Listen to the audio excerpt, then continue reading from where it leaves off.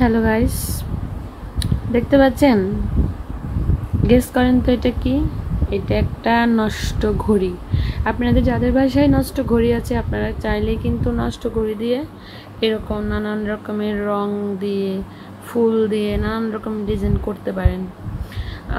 প্রথমত এরকম নষ্ট ঘড়ি কাজে লাগানোর আইডিয়াটা সচরাচর কারো মাথায় আসে না। যারা এসব কাজ করে তাদের অবশ্যই অনেক ক্রিয়েটিভিটি আছে।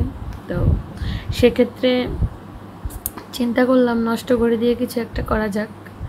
তো সেই নষ্ট ঘড়ি দিয়েই শুরু করলাম একটা আনকমন কিছু একটা করা। হয়তো এর আগে অনেকেই করেছে, কিন্তু আমি কখনো দেখিনি কাউকে করতে, বা আমি কখনো চার্জ দিই নাই এটা নিয়ে কেউ আগে কাজ করেছে কিনা। বাসায় নষ্ট ঘড়িটা দেখে হঠাৎ করে মাথায় বুদ্ধি এলো যে এটা দিয়ে কিছু একটা করা যাক। যেই কথা সেই কাজ, বসে পড়লাম।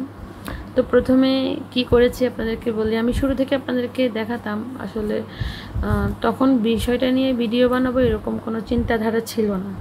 সেক্ষেত্রে ওরকম আপনাদেরকে দেখানোর কোনো স্কোপটা পাইনি। তো প্রথমত আমি যে কাজটা করেছি, ঘড়িটা নিয়েছি, নেওয়ার পরে উপরের সাইডে আমি সাদা রং ইউজ করেছি। সাদা রংটা ইউজ করে উপরের ব্যাকগ্রাউন্ডটা তৈরি করেছি। মূলত এটা একটা গাছ, ঠিক আছে? গাছের উপরে কাপড়ে যে কাগজ দিয়ে রং করে ছোট ছোট ফুল বানিয়েছি। ফুল বানিয়ে গাম দিয়ে এগুলো আটকে দেওয়ার চেষ্টা করেছি। তো গাছের নিচে একটু সবুজ দিয়েছি।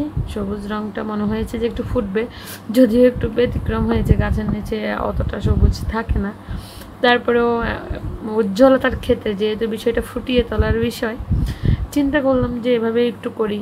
আসলে সব সময় তো একঘেয়েমি ভালো লাগে না, মাঝে মাঝে একটু ব্যতিক্রম হলে মনে হয় অনেক বেটার হয়। তো সেক্ষেত্রে রং, তুলি, আর হলো গিয়ে কাগজ, আর নষ্ট একটা ঘড়ি, এটা দিয়েই আজকের কাজটা শুরু করে দিয়েছি। তো কাজটা প্রথমে ওই যে বললাম ব্যাকগ্রাউন্ডটা সাদা করে নিয়েছি, নিচে সবুজ রংটা ইউজ করেছি, এটা টিয়া সবুজ। হ্যাঁ, তারপরে গাছের ডালপালাগুলো এঁকে নিয়েছি তুলির সাহায্যে। এখন একটা কাগজ দিয়ে ছোট ছোট করে ফুল কেটে নিচ্ছি। ফুলগুলো করে কিভাবে ফুলগুলো করতেছি, এই যে দেখুন, কেচির সাহায্যে ফুলগুলো ছোট ছোট করে কেটে নিয়েছি। এইরকম ফুল অনেকে আপনারা কাটতে পারবেন আশা করি, একদম ইজি প্রসেসে। এখন এই ফুলগুলো এরকম সুন্দর করতে আপনি একটা কাজ করতে পারবেন।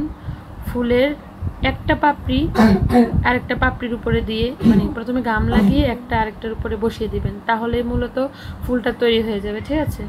এরপর পেছনে একটু গাম লাগিয়ে ডিরেক্ট বসিয়ে দিবেন মিডল সাইডে। হ্যাঁ, তারপরে এর মাঝখানে সৌন্দর্য ফুটিয়ে তোলার জন্য আপনি যে কোনো কালারের, মূলত কালারটা আপনার এই রং দিতেই হবে এ ধরনের কোনো বিষয় নাই, সেটা আপনার একান্তই ব্যক্তিগত। আপনি কোন রং ইউজ করবেন, কোন রং আপনার চোখে ভালো লাগতেছে বা কোনটা আপনার পছন্দ, ঠিক আছে? তো সেক্ষেত্রে আপনি এভাবে একটা তৈরি করে নিতে পারেন, আশা করছি ভালো লাগবে। তো ফাইনাল লুক দেখার জন্য ওয়েট করেন। ফাইনাল যখন সব কিছু কমপ্লিট হয়ে যাবে আশা করছি আপনাদেরকে দেখিয়ে দেব। ফাইনালি এটার ফাইনাল লুক এটা কমপ্লিট হয়ে গেছে।